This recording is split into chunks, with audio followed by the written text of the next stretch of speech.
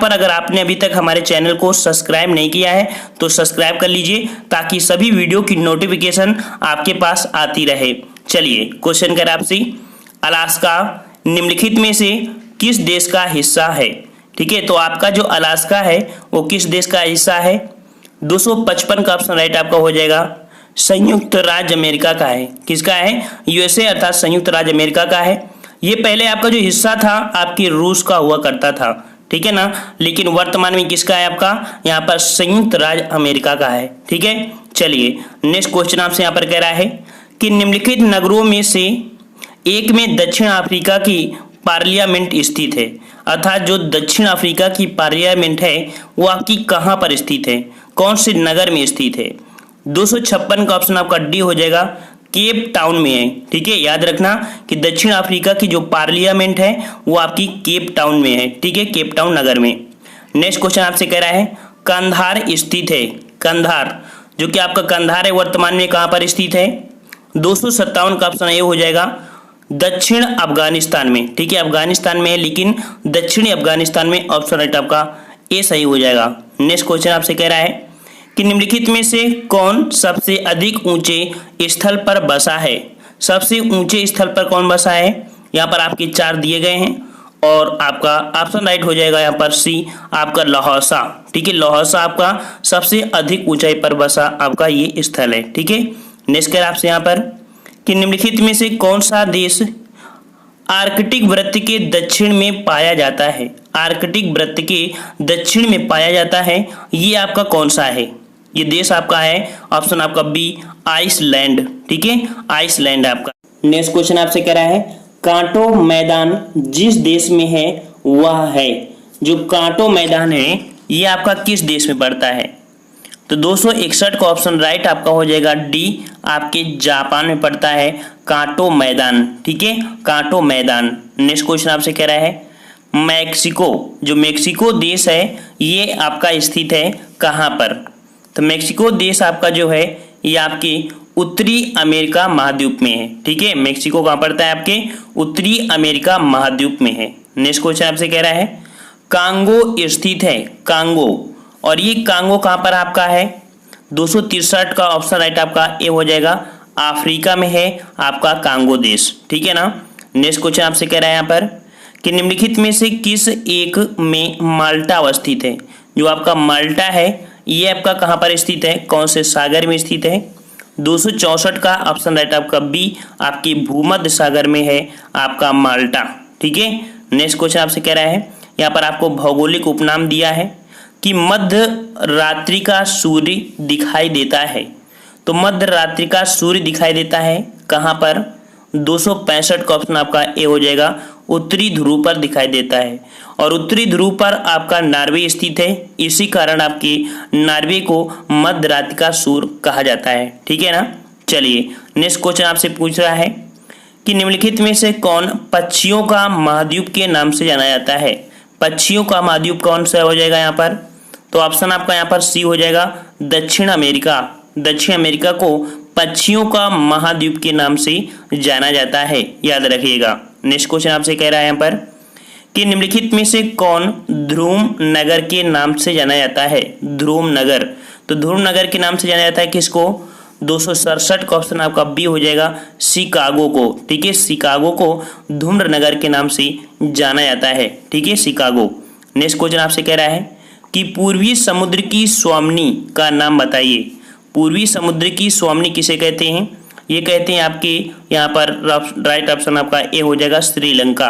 ठीक है, पूर्वी समुद्र की स्वामिनी किसे बोलते हैं? श्रीलंका को बोलते हैं। नेक्स्ट क्वेश्चन आपसे कह रहा है कि दक्षिण अमेरिका का वह कौन सा नगर है जो अपनी चौड़ी सड़कों के कारण अमेरिका का पेरिस कहा जाता है? अमेरिका का पेरिस ये आपका कौन सा है जो कि आपके दक्षिण अमेरिका का है नगर? यहाँ पर 269 का ऑप्शन आपका बी हो जाएगा ब्यूनस आयर्स, जो कि अर्जेंटीना की राजधानी है ब्यूनस आयर्स। ठीक है ना। और आपके दक्षिण अमेरिका का जो आपका कह सकते हैं सबसे बड़ा देश है आपका ब्राजील। तो ब्राजील सबसे बड़ा देश है दक्षिण अमेरिका का, और ब्राजील का सबसे बड़ा नगर भी है रियो डी जनेरियो, जहां पर आपके 2016 में क्या हुए थे? आपके ओलंपिक हुए थे। ठीक है, तो ये भी आपको पॉइंट याद रखना है। जिसे आपके कह सकते हैं इसको आपके विश्व धरोहर में शामिल कर लिया गया है। ठीक है, विश्व धरोहर में शामिल किया गया है। नेक्स्ट क्वेश्चन आपसे कह रहा है कि संयुक्त राज्य अमेरिका के किस राज्य को ब्लू ग्रास स्टेट भी कहा जाता है। ठीक है, ये आपके संयुक्त राज्य अमेरिका का है और किस राज्य को ब्लू ग्रास स्टेट कहते हैं। ये आपका जो राज्य है ऑप्शन बी आपका केंटुकी। ठीक है, कौन है, केंटुकी है। नेक्स्ट कर आपसे यहाँ पर टर्की का कौन सा नगर पश्चिम का द्वार कहलाता है। टर्की का एक नगर है जिसे पश्चिम का द्वार कहते हैं। ये आपका कौन सा है, ऑप्शन आपका सी हो जाएगा इस्तांबुल। इस्तांबुल को पश्चिम का द्वार कहा जाता है। ठीक है, चलिए नेक्स्ट क्वेश्चन आपसे पूछ रहा है कि किस देश को श्वेत हाथी की भूमि कहा जाता है। श्वेत हाथी की भूमि किसे कहते हैं, 272 का ऑप्शन आपका बी हो जाएगा थाईलैंड। ठीक है, थाईलैंड को श्वेत हाथियों की भूमि कहा जाता है। नेक्स्ट कर आपसे यहाँ पर सूर्योदय का देश के नाम से कौन सा देश प्रसिद्ध है। सूर्योदय का, तो ये सूर्योदय का आपका देश हो जाएगा बी आपका जापान को कहा जाता है। याद रखिएगा कि सूर्योदय का देश तो जापान को बोलते हैं, लेकिन जो सूर्य की किरण है वो सर्वप्रथम आपके न्यूजीलैंड में एक पर्वत पड़ता है माउंट हिंकुरागी। वो पर्वत आपका काफ़ी ऊंचा है, इसलिए सूर्य की किरणें पहले यहाँ पर दिखाई देती हैं। वैसे आपका जो प्रकाश होता है वो आपके जापान में ही आपका होता है। इस कारण सूर्योदय का देश किसे बोलते हैं, जापान को बोलते हैं। ठीक है ना। और नेक्स्ट क्वेश्चन को आते हैं, कह रहे आपसे निम्न देशों में से किसे झीलों की वाटिका कहा जाता है। झीलों की वाटिका, और झीलों की वाटिका बोलते हैं आपकी फिनलैंड को। वहाँ पर कह सकते हैं कि 10,000 झीलों की जो आपके हैं वो आपके फिनलैंड वाले देश को कहा जाता है, 10,000 झीलों की भूमि। ठीक है ना। नेक्स्ट क्या आपसे यहाँ पर कि निम्नलिखित में से कौन सा शहर शहरों का शहर कहलाता है। शहरों का शहर के नाम से ये आपका कौन सा प्रसिद्ध है, आपका वेनिस। ठीक है, पूर्व का वेनिस होता है, तो आपका वेनिस है जिसे शहरों का शहर कहा जाता है। आपको जलमंडल यहाँ पर कह रहा है पृथ्वी की सतह का वह भाग जो पानी से लगभग ढका हुआ है, कितना भाग ढका हुआ है पानी से। 276 का ऑप्शन आपका सी हो जाएगा, 2/3 भाग है। ठीक है, 2/3 जो आपका भाग है, ठीक है, वो आपका कह सकते हैं कि पानी से ढका है लगभग। ठीक है ना, सी हो जाएगा। नेक्स्ट क्वेश्चन आपसे कह रहा है समुद्र तल पर पृथ्वी के केंद्र के सबसे निकट स्थान कौन सा है। समुद्र तल पर पृथ्वी की केंद्र के सबसे निकट स्थान आपका कौन हो जाएगा यहाँ पर, तो ऑप्शन राइट आपका 270 का हो जाएगा ए आपका उत्तरी ध्रुव।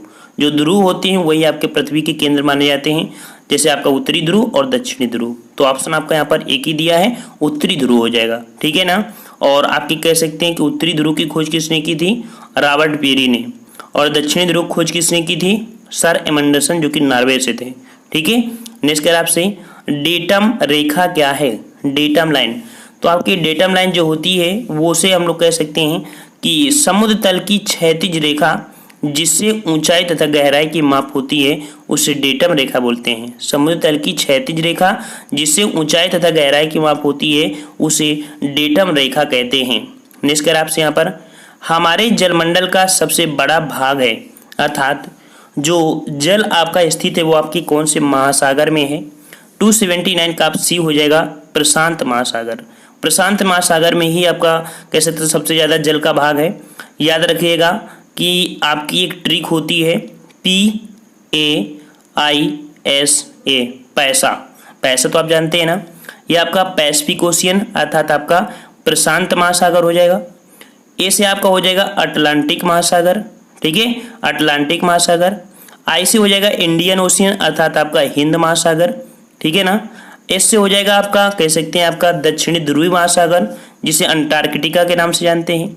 ठीक है, और ए से हो जाएगा आपका जो कि कह सकते हैं उत्तरी ध्रुव या आर्कटिक महासागर। ठीक है, इसे कहेंगे। जो आपका प्रशांत महासागर है उसका आकार आपका वी के आकार का है। जो आपका अटलांटिक महासागर है वो अंग्रेजी के यस के आकार का है या इंग्लिश के 8 के आकार का है। वहीं पर हिंद महासागर का आकार जो है वो यम के आकार का है। लेकिन आपका जो दक्षिणी ध्रुव जिस यह कह सकते हैं अंटार्कटिका महाद्वीप का कोई आकार निश्चित नहीं है, क्योंकि वहाँ पर हमेशा बर्फ जमी रहती है और बर्फ जमी रहती है और गर्मी कह सकते हैं 6 महीना जाड़े 6 महीना क्या होती है रात और 6 महीना दिन होती है। तो वहाँ पर क्या होता है कि चेंज होता रहता है आपकी जो बर्फ होती है कभी कम कभी ज़्यादा, इसलिए क्या होता है ना कि वहाँ पर कोई जगह निश्चित नहीं होती है, ठीक है ना। तो इस कारण उसका कोई आकार नहीं है। ग्लेशियर चारों तरफ भगते रहते हैं, इस कारण इसका आकार नहीं है। लेकिन आपका जो आर्कटिक महासागर है इसका आकार आपका जो डी होता है ये होता है। अब समझ लीजिए कि आपने 1 मिनट में यहाँ पर पूरे प्रशांत महासागर पढ़ लिया, जिसमें सबसे बड़ा प्रशांत महासागर होता है, सबसे छोटा आपका आर्कटिक महासागर होता है। अब आपको टेस्ट पेपर में जो अगले क्वेश्चन मिलेंगे आपको बिल्कुल इजी हो जाएंगे। अगर आपसे 90 ईस्ट रिज कहाँ पर स्थित है, 90 ईस्ट रिज ये आपका कहाँ पर स्थित है, 280 का ऑप्शन आपका बी आपके हिंद महासागर में है, ठीक है, हिंद महासागर में। नेक्स्ट क्वेश्चन आपसे कह रहा है कि भूमि में गुरुत्वाकर्षण जल किस तनाव पर रहता है।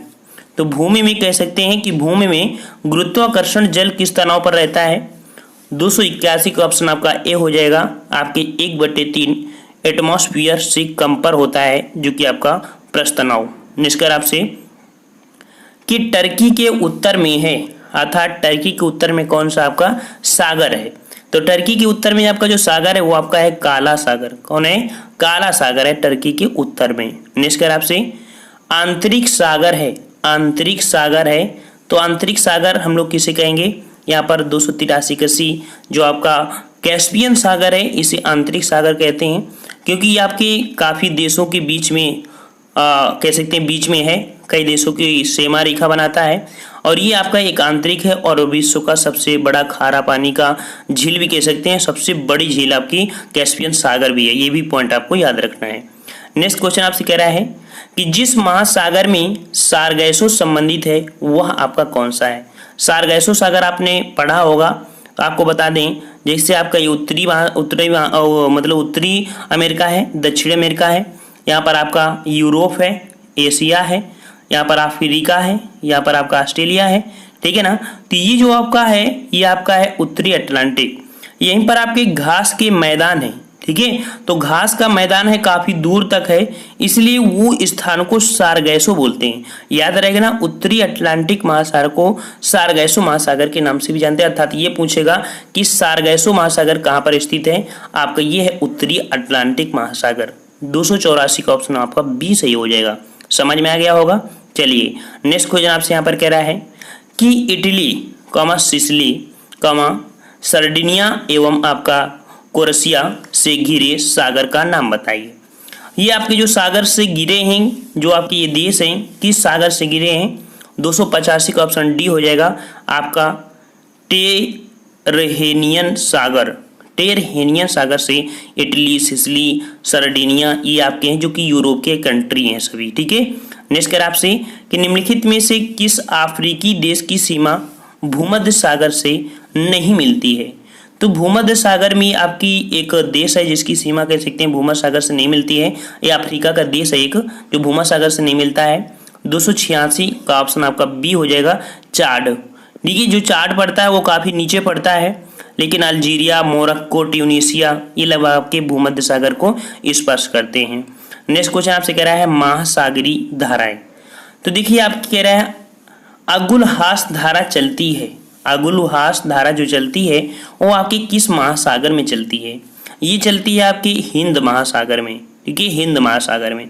नेक्स्ट कर आपसे यहाँ पर कि उत्तरी अटलांटिक प्रवाह द्वारा सर्वाधिक लाभान्वित होने वाला देश कौन है। जो आपकी उत्तरी अटलांटिक प्रवाहें चलती हैं या चलते हैं उससे सर्वाधिक जो लाभ होता है वो आपका देश कौन सा है, ये देश है आपका यहाँ पर सी आपका नॉर्वे, ठीक है, नॉर्वे।